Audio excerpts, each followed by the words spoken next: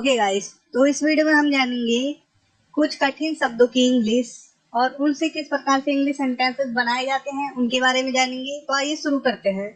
सबसे पहले देखिए, कभी ना कभी, कहीं ना कहीं, कोई ना कोई, कुछ ना कुछ, कोई भी, कभी भी, वैसे भी, कैसे भी या किसी भी तरह और कहीं भी। इनकी इंग्लिश मैं आपको बताऊंगा और इनके इसके साथ ही एग्जांपल्स दूंगा जो कि आप लोग अच्छी तरीके से समझ सके इन सभी वर्ड के बारे में। ओके, तो आइए सेंटेंसेस देखते हैं।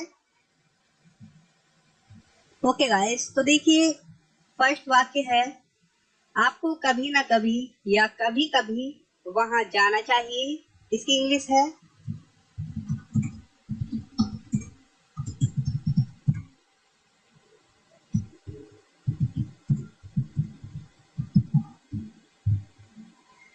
You should go there sooner or later. Sooner or later मतलब कभी ना कभी या कभी कभी।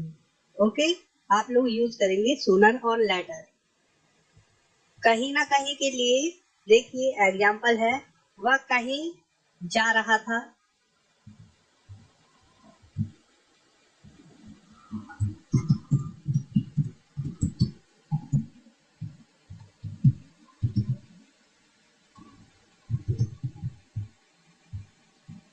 कहीं के लिए हम यूज करते हैं समवेयर का। ही वॉज गोइंग समवेयर, वह कहीं जा रहा था, लेकिन हमें यूज करना है कहीं ना कहीं के लिए। तो देखिए वह कहीं ना कहीं जा रहा था, इसके लिए हम सीधा कर देंगे he was going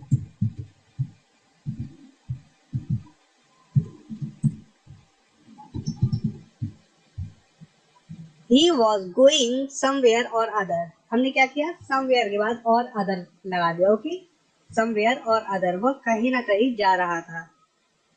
ओके, अब नेक्स्ट देखते हैं, मैं कहीं ना कहीं जाऊंगा। तो आप लोग इजीली समझ चुके हैं कहीं ना कहीं के लिए। देखिए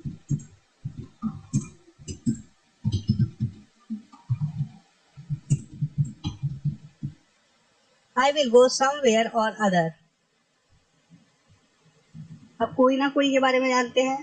सबसे पहले एग्जांपल देखिए, कोई उसकी मदद कर सकता है। कोई के लिए हम समवन का यूज करते हैं। ओके, देखिए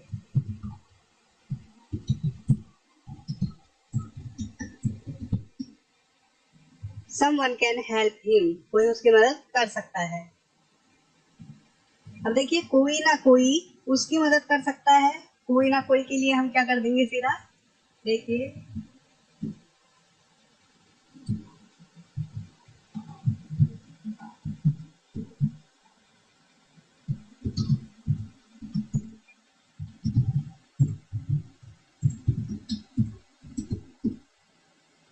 समवन और other can help him.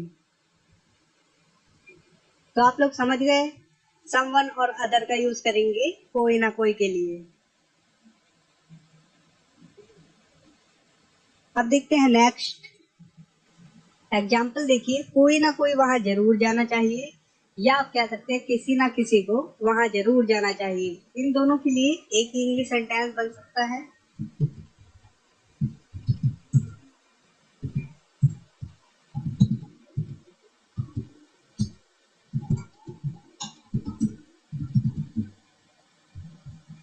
Someone और अदर मस्ट गो देयर। इस कमरे में कोई ना कोई है।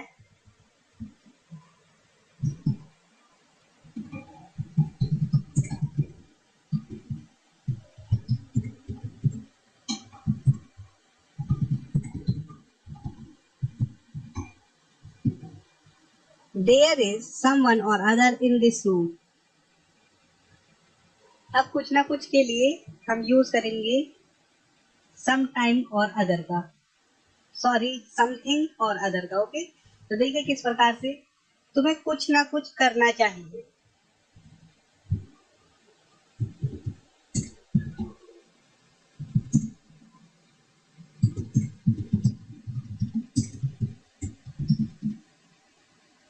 यू शुड डू समथिंग और अदर। आइए अब नेक्स्ट एग्जाम्पल देखते हैं। उसे कुछ ना कुछ खाना चाहिए।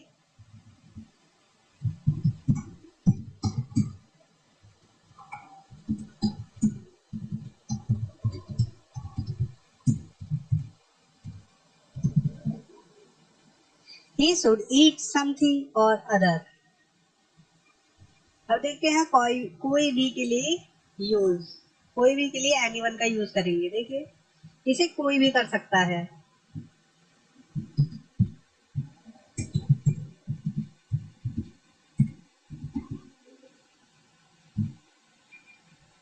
Anyone can do this.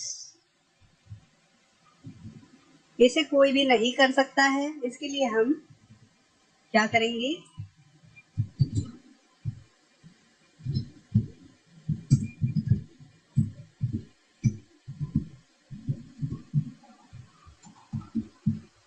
Nobody can do this work। हम nobody का यूज करेंगे जब कोई भी नहीं कर सकता है का सेंस है। ओके ओके, अब देखते हैं कभी भी। कभी भी के लिए हम एनी टाइम का यूज करेंगे। आप कभी भी ये काम कर सकते हैं। आप कभी भी ये काम कर सकते हैं, इंग्लिश है।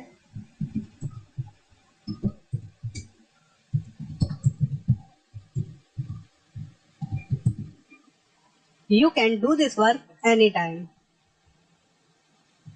आप कभी भी यहाँ आ सकते हैं।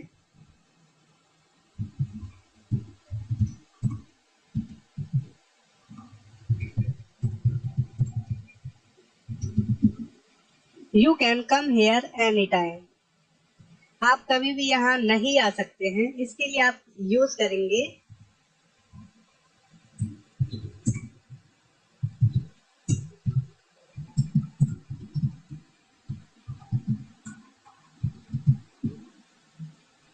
You can never come here.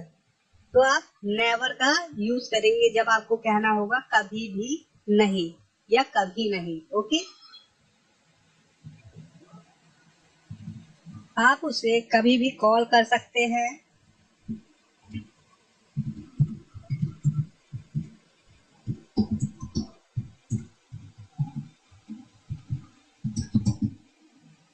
You can call him any time. अब देखते हैं नेक्स्ट। वैसे भी के लिए हम यूज करेंगे एनी वे का।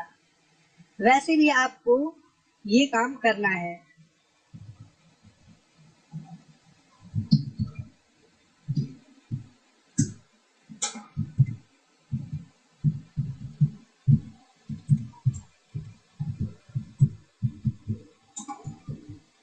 Any way you have to do this work. तो आप लोग इजीली समझ गए, एनी वे मतलब वैसे भी। ओके, वैसे भी मुझे वहां जाना है। Anyway I have to go there. तो इस प्रकार से आप एनी वे का यूज करते हैं। अब देखिए, वैसे भी मैं वहां जाऊंगा।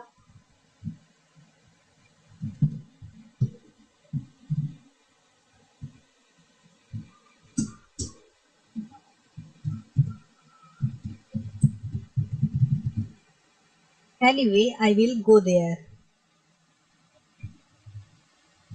कैसे भी या किसी भी तरह, इसके लिए भी हम एनी वे का यूज करेंगे। वो भी देखते हैं कैसे। देखिए ये सेंटेंस है, आपको ये काम किसी भी तरह से करना है, किसी भी तरीके से इस काम को करना है। ओके, यू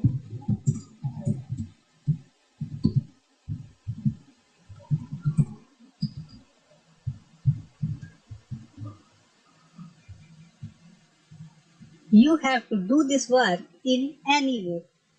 किसी भी तरीके से या किसी भी तरह, किसी भी रास्ते से इस काम को करना है। ओके, आपको तो ये है you have to do this work in any way. होंगे देखिए, you can go anywhere. You can go anywhere. वह कहीं भी रह सकता है।